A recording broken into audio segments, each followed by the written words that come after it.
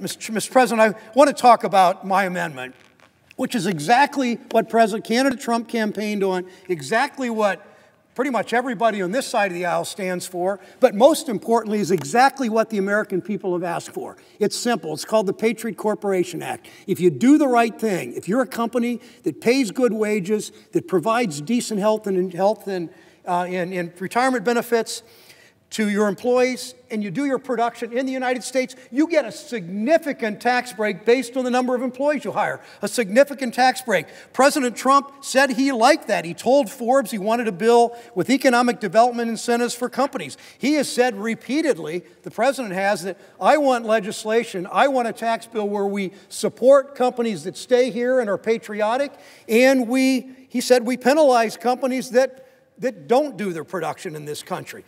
This bill now, comments from my friend from Pennsylvania notwithstanding, gives a massive permanent tax cuts to large multinational corporations as it gives them more incentive to move offshore. The presiding officer grew up in the Cleveland suburbs.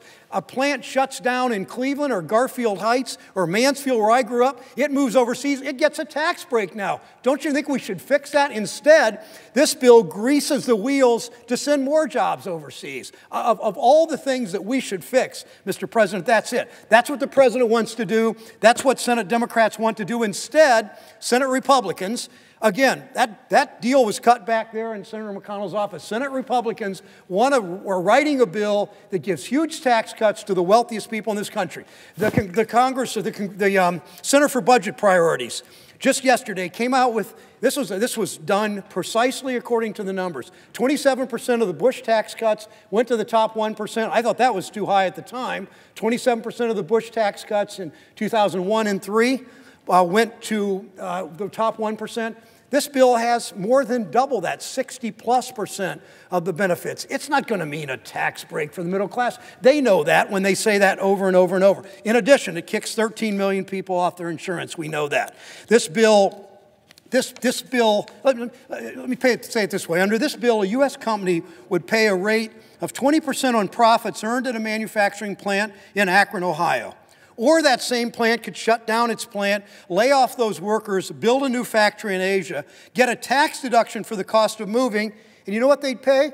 They'd potentially likely pay 0% tax rate. So what are they going to do? 20, even in the Senate Finance Committee, where people are not as quick as you might think they are, 20 is a larger number than 0. Even we can figure that out, Mr. President. So at 20%, what's that mean? It means there's even a greater tax incentive to move overseas. Look at the community. The presiding officer knows Cleveland well. He knows I live in a neighborhood, Cleveland, Ohio, with my Connie Schultz and I, my wife and I.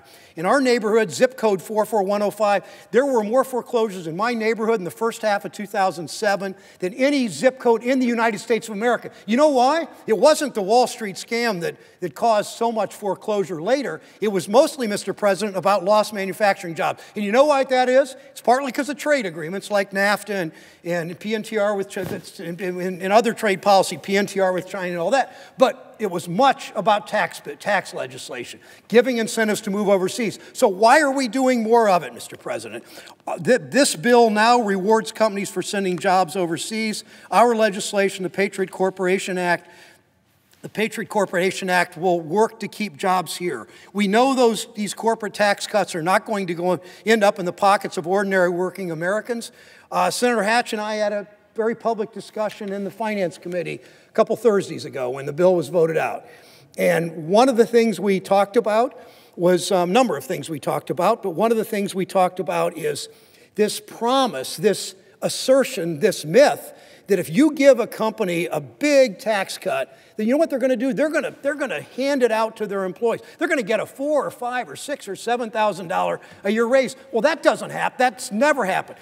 When this body passed a tax holiday a decade plus ago, the money that was brought back from overseas at a low tax rate, that money went to executive compensation. That money went to stock buybacks. That money went to dividends.